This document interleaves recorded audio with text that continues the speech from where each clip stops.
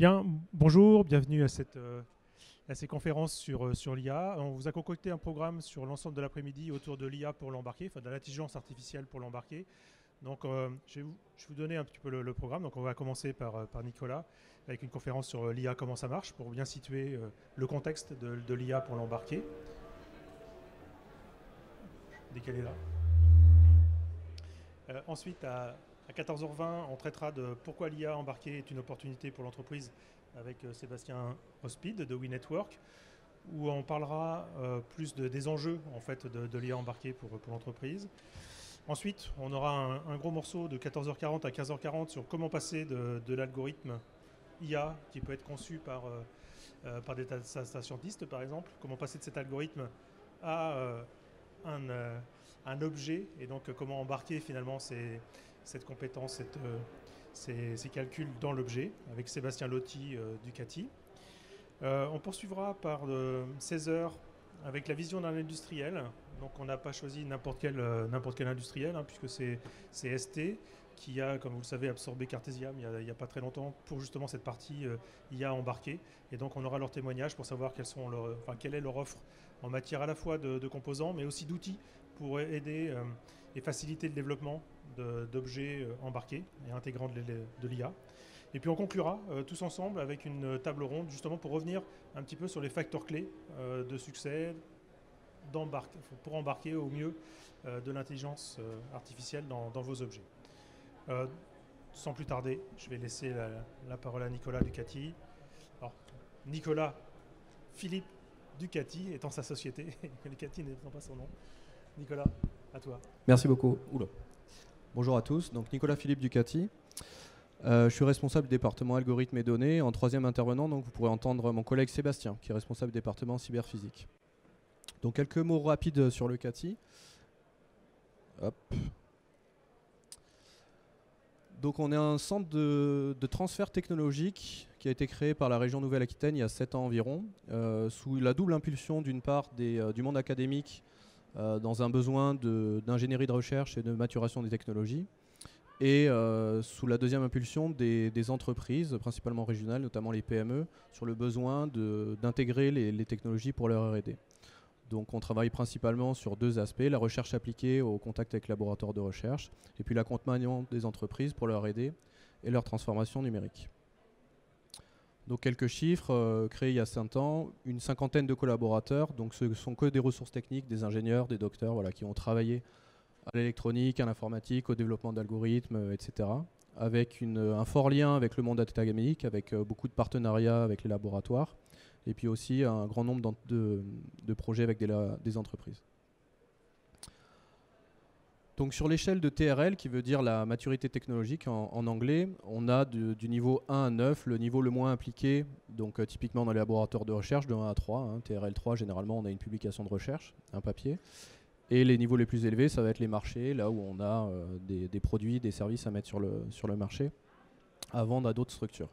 Le positionnement un peu classique des centres de transfert technologique, comme le CATI, c'est de positionnement sur les niveaux de 4 à 7, à la sortie finalement des travaux de laboratoire et à l'entrée un peu de ce qu'attendent les entreprises pour se saisir des travaux et les utiliser. Donc au CATI, on va travailler sur des projets de recherche, sur les TRL les plus bas, sur les projets de transfert, sur les TRL plus élevés. Et puis également, on a ce concept assez innovant de plateforme, dont l'idée c'est d'acculturer les entreprises et de leur mettre à disposition des briques technologiques de manière packagée pour faciliter l'intégration des technologies innovantes dans nos sujets.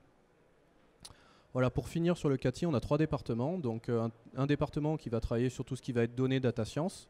Alors aujourd'hui, c'est beaucoup intelligence artificielle, mais pas que. On travaille aussi sur la blockchain, par exemple. Un autre qui va travailler sur tout ce qui est système humain et cognition, donc avec cette dynamique de conception centrée sur l'utilisateur, avec des thématiques comme l'acceptabilité, des usages innovants, les nouvelles communications, les nouvelles interactions avec les systèmes numériques. Et puis le dernier département, système cyberphysique, qui va s'intéresser sur les systèmes embarqués, avec un grand nombre de sujets, mais notamment l'IA embarquée. Mais Sébastien qui s'en occupe pourra mieux le décrire que moi tout à l'heure. Donc en un quart d'heure, l'IA, comment ça marche? Alors je vais essayer déjà d'introduire ce qu'est l'IA en termes de concept, et puis après de parler de quelques familles d'algorithmes les plus courants.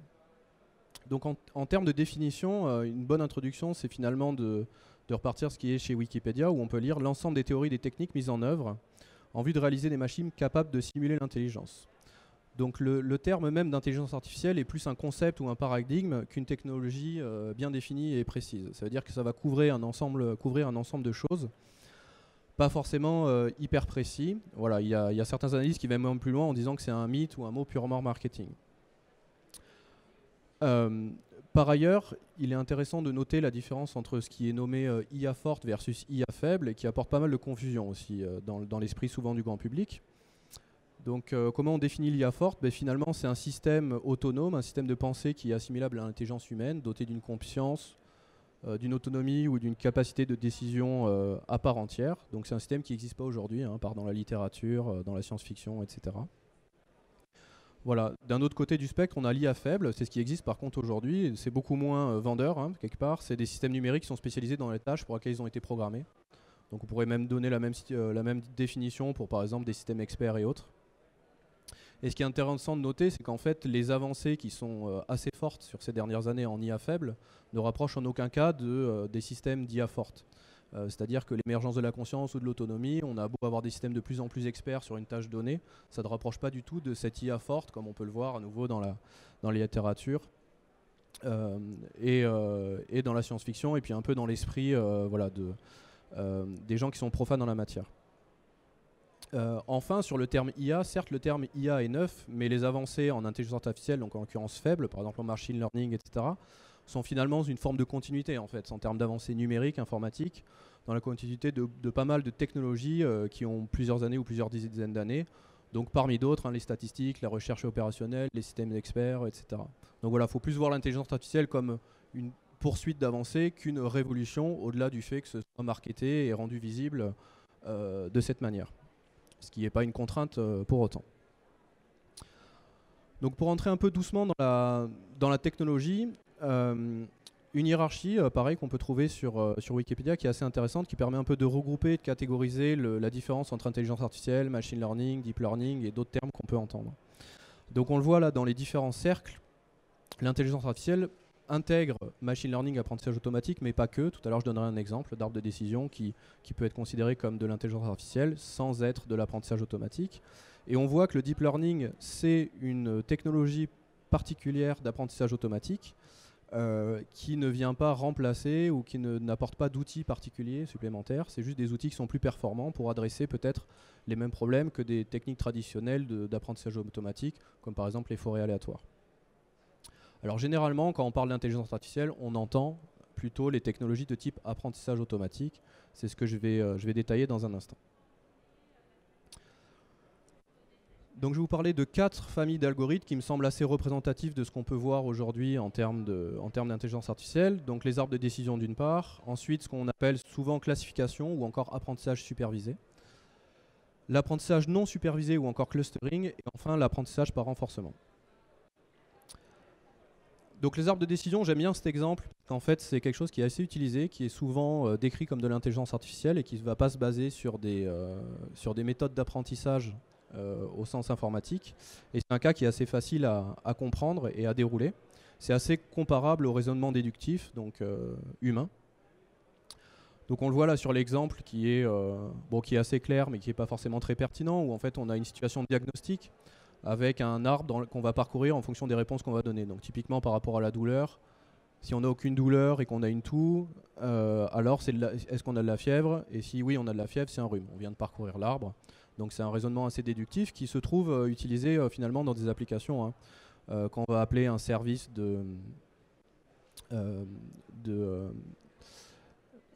un service de Bouygues ou d'Orange, etc., un service client. Qui vont nous dire tapez 1, tapez 2 si vous voulez parler au service facturation, etc. On parcourt l'arbre jusqu'à arriver à ça. Il y a également des chatbots, si vous avez eu l'expérience, qui demandent aussi en cliquant sur certains éléments pour arriver à la réponse qu'on souhaite avoir. Typiquement, c'est le parcours d'un arbre de décision, voilà, qui peut ou pas, suivant les analyses, être décrit comme de l'intelligence artificielle. Donc c'est un cas extrêmement simple à titre d'exemple. Avant de rentrer dans des cas un peu plus complexes, je vais parler un peu du processus classique d'apprentissage automatique, notamment pour distinguer la partie entraînement du modèle de la partie utilisation de ce même modèle.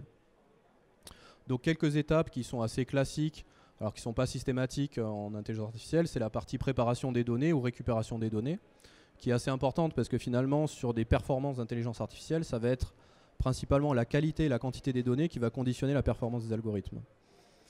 On peut avoir les meilleurs data scientists, les meilleurs algorithmes du monde avec des données assez pauvres ou assez peu pertinentes. C'est assez difficile d'avoir voire impossible d'avoir des résultats intéressants. A l'inverse, avec des données de très bonne qualité et quantité, même les algorithmes qui ne sont pas forcément les meilleurs ou les mieux affinés vont donner des résultats intéressants.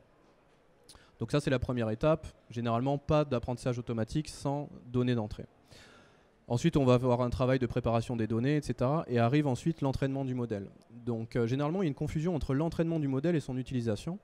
L'entraînement du modèle, c'est l'étape qui est assez gourmande en calcul d'ordinateur, etc. Parce qu'il faut faire tourner des algorithmes, que ce soit du deep learning ou d'autres choses, sur des grandes masses de données, etc. Une fois qu'on a ce modèle entraîné, finalement, on va avoir un modèle qui est généralement qui est assimilable à une fonction mathématique avec des poids qu'on a pu calculer lors de la phase d'entraînement.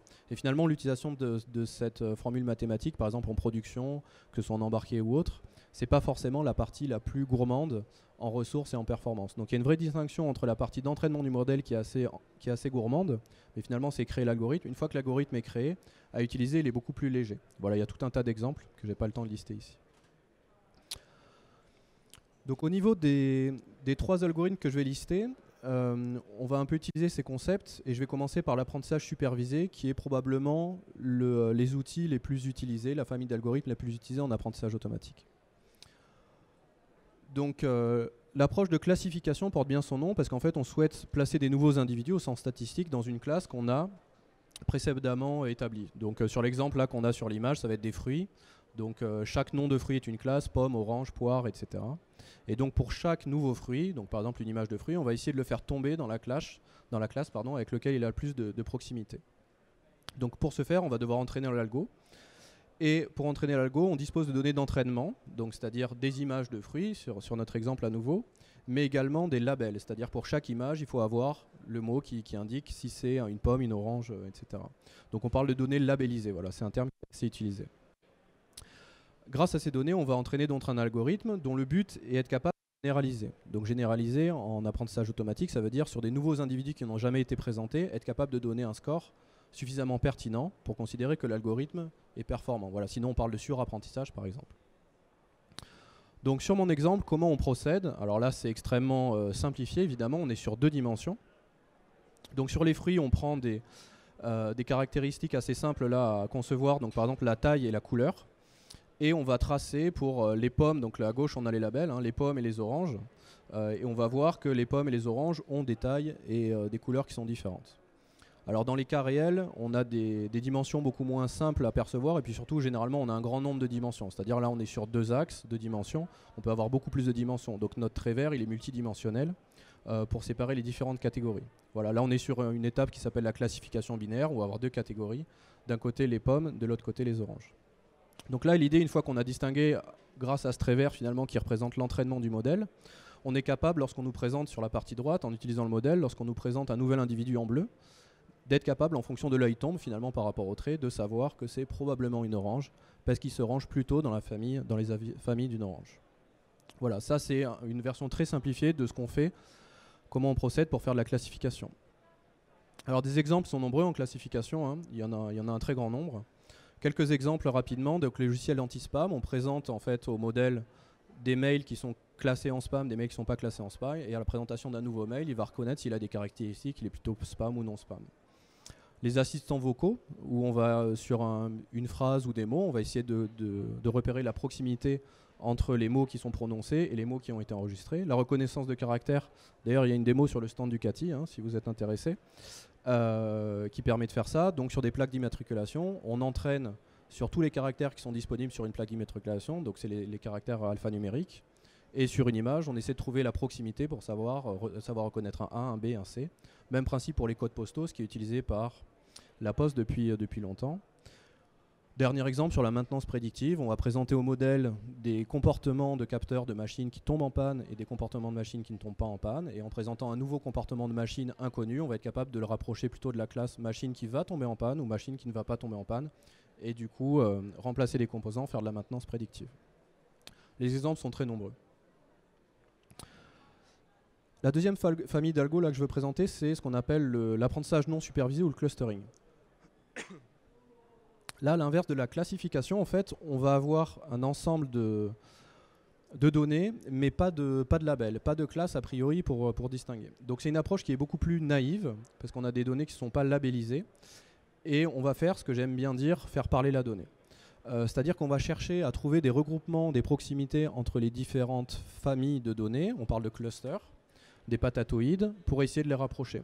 Donc là, c'est une illustration d'un travail de clustering qui a été fait sur les liens entre les personnes sur les réseaux sociaux en fonction de leurs affinités. Alors c'était multidimensionnel, ça va être les goûts musicaux, les goûts en termes de cinéma, etc., le niveau de formation, ce genre de choses, pour essayer de repérer ce genre de choses. Donc ça c'est très intéressant aussi lorsqu'on cherche à explorer des données sur lesquelles on n'a pas d'avis a priori, pour essayer de trouver peut-être des comportements intéressants ou anormaux. Donc ici, à titre d'exemple, on va avoir le premier qui est sûrement le meilleur, c'est le système de recommandation. Donc sur les sites e-commerce, alors Amazon, c'est Discount ou celui que vous utilisez, Netflix, ce genre de choses. On va chercher à vous recommander des produits, des films, etc. en fonction de la proximité que vous avez avec d'autres utilisateurs que vous ne connaissez pas pour le coup, mais que Netflix connaît parce qu'ils ont les mêmes habitudes de consommation que vous. Quelle fréquence, quel type de film, etc. En partant du principe que si vous regardez habituellement ou si vous consommez habituellement la même chose, si on vous propose un nouveau truc qu'a consommé les autres, vous avez de fortes probabilités d'apprécier parce que vous faites finalement partie du même cluster ou de cette même famille. Donc les algorithmes de clustering sont beaucoup utilisés par ça, sans forcément chercher à nommer en fait cette gamme de population qui va consommer plutôt ce genre de film, plutôt le dimanche soir. En marketing et vente, c'est un peu le même principe en fait pour segmenter l'activité marketing et prendre des décisions de vente en se basant sur les données, à nouveau sans a priori particulier en fait, on n'est pas obligé de nommer le cluster qu'on a identifié, ou également de la détection d'activités suspectes au sens anormal d'un point de vue de données. Au niveau par exemple des banques et des assurances, il se trouve qu'on a plusieurs clusters de consommation et qu'on est capable d'identifier assez aisément des clusters de comportements qui, au-delà d'être différents parce que c'est des usagers plus ou moins fréquents par exemple de la banque, ont carrément des comportements anormaux. Et ça, en regardant les comportements individuels, c'est assez difficile à voir. Par contre, en clusterisant, c'est beaucoup plus facile à distinguer. Le dernier algorithme dont je veux parler, c'est l'apprentissage par renforcement, dont on entend plus en plus parler et qui a des performances assez intéressantes.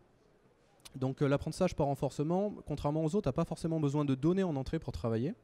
Il va fonctionner plutôt par un système de punition-récompense. Donc ce qu'on va faire, c'est qu'on va donner à l'algorithme les règles du jeu, à quel moment tu gagnes, à quel moment tu perds, et on va l'exposer à un environnement.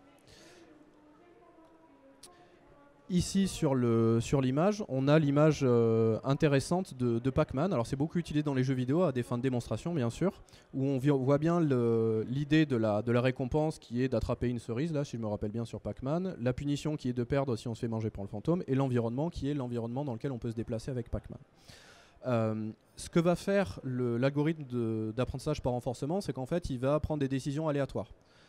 Il va aller à gauche, à droite, en haut, en bas, de manière très aléatoire. Et à chaque fois qu'il va avoir un nouvel état, et notamment une punition-récompense, il va apprendre de ses erreurs ou de ses succès. Et à force de faire des erreurs, de répéter des erreurs, il va finir par tendre, par converger vers un comportement qui est de plus en plus parfait jusqu'à être idéal. Donc il y a tout un tas d'exemples sur des tas de jeux vidéo, alors plutôt des anciens jeux vidéo parce que l'environnement est plus maîtrisé, Mario, Tetris, Pac-Man et d'autres, où on va avoir des systèmes par apprentissage par renforcement qui ont des performances au bout d'un certain temps qui sont juste parfaites et qui découvrent des nouvelles stratégies à force d'essayer. Ce qu'il y a d'intéressant dans l'apprentissage par renforcement, c'est que c'est assez proche de l'apprentissage humain par exemple. Donc la meilleure illustration qu'on trouve généralement, c'est l'apprentissage de la marche, avec un enfant qui est confronté à son propre corps, ses propres muscles, et qui va, de manière aléatoire, initier des mouvements et au fil du temps, à force de chute, apprendre à marcher jusqu'à savoir marcher convenablement. Donc des exemples d'apprentissage par renforcement, il y en a un certain nombre. Donc dans les jeux vidéo, on a des exemples de performance en fait, des logiciels qui jouent aux échecs, donc qui battent les champions, ou encore aux jeux de Go, donc qui se basent pas mal par l'apprentissage par renforcement en jouant des parties contre eux-mêmes, à perdre. Mais aussi dans le jeu vidéo, quelque chose qui est assez important, ce qu'on appelle le concept de personnage non joueur. Donc c'est typiquement le méchant dans un film de guerre contre qui on va se battre et à qui on a entraîné à découvrir le jeu et à développer des stratégies justement en jouant contre d'autres méchants numériques. l'optimisation de ressources, donc ressources informatiques par exemple, ou la robotique dans l'adaptation à l'environnement. Et puis de manière un peu large, c'est intéressant lorsqu'on n'a pas de données et d'exemples assez significatifs, parce qu'on est confronté à un environnement qui présente une variabilité trop importante. Donc ce qui est le cas lorsqu'on a beaucoup de variables à faire varier, lorsque les règles ou les stratégies applicables sont assez difficiles à préciser. Voilà. Je reviens sur mon exemple de Mario, c'est assez difficile d'indiquer la meilleure stratégie pour gagner à Mario. Par contre, de laisser un algorithme découvrir cette meilleure stratégie, c'est beaucoup plus aisé. Et c'est aussi applicable dans le monde réel. Donc comme je disais, lorsque par exemple on est confronté à un environnement, par exemple un environnement 3D. Voilà. La faiblesse de ces algorithmes, c'est qu'il faut beaucoup d'itérations évidemment pour que l'ordinateur apprenne à perdre, jusqu'à arriver à avoir un comportement efficace. Mon dernier slide, parce que je pense que j'ai déjà un peu dépassé le temps. Je reviens juste sur le deep learning. Alors je manque un peu de temps pour rentrer dans les détails, mais je voulais revenir là-dessus parce que souvent une distinction, une confusion entre ce qu'est le deep learning, la différence avec le machine learning, etc. Donc l'objet de ce slide, c'est un peu présenter rapidement ce principe, comment fonctionne le machine learning traditionnel versus le deep learning. Donc comme on l'a vu déjà sur l'image tout à l'heure, le deep learning n'est juste qu'une sous-famille d'algorithmes qui permet finalement d'atteindre les mêmes objectifs, par exemple de classification, que du machine learning. Donc le deep learning ne résout pas de nouveaux problèmes, il les résout juste de manière plus efficace. Ça, c'est le premier aspect qui est important. Et ensuite, le deuxième aspect qui est important, c'est la notion d'extraction de caractéristiques. Donc en anglais, c'est écrit feature extraction. Donc en approche machine learning un peu classique, sur la base d'une image, donc l'exercice ici est assez simple, hein, c'est d'être capable de décider si c'est une voiture ou pas que j'ai en entrée. En machine learning traditionnel, on va faire de l'extraction de caractéristiques, c'est-à-dire sur une image de voiture, on va mesurer manuellement par ordinateur les distances entre les différents pixels, les angles d'une voiture, etc. Et du coup, on a un humain, un data scientist, un data analyst qui va extraire lui-même des caractéristiques liées à la voiture. Une fois qu'il a extrait ces caractéristiques, il va les donner à manger à l'algorithme de classification qui va prendre une décision et qui va donner la réponse sur la droite. Donc la faiblesse évidemment de cette approche de type machine learning, c'est qu'en fait on a une étape manuelle d'extraction de caractéristiques et donc on est assez soumis à la capacité, à la compétence du data scientist de choisir les bonnes caractéristiques, de les extraire de la bonne manière, etc. La grosse force du deep learning, c'est que le modèle va prendre en charge, en plus de la partie classification, comme au-dessus, la partie extraction de caractéristiques. C'est-à-dire que les algos de deep learning, parce que ce sont des réseaux profonds, c'est pour ça que d'ailleurs ça s'appelle deep learning, sont capables de découvrir eux-mêmes les caractéristiques les plus significatives lors par exemple d'images qui sont présentées, ça marche aussi pour du son, etc. C'est pour ça qu'ils ont des performances accrues. Donc ça c'est très intéressant. Une des faiblesses du deep learning, c'est qu'il faut un grand jeu de données, beaucoup de données pour être capable d'avoir des entraînements qui sont intéressants. Voilà. Mais c'est pour ça qu'ils ont des performances significativement meilleures. Les approches de deep learning. Mais le deep learning est une révolution dans le sens la continuité de ce qui avait été fait avant, mais pas forcément une nouvelle réponse à des problèmes qu'on savait déjà traiter précédemment de classification, peut-être de manière moins élégante. Voilà, merci beaucoup.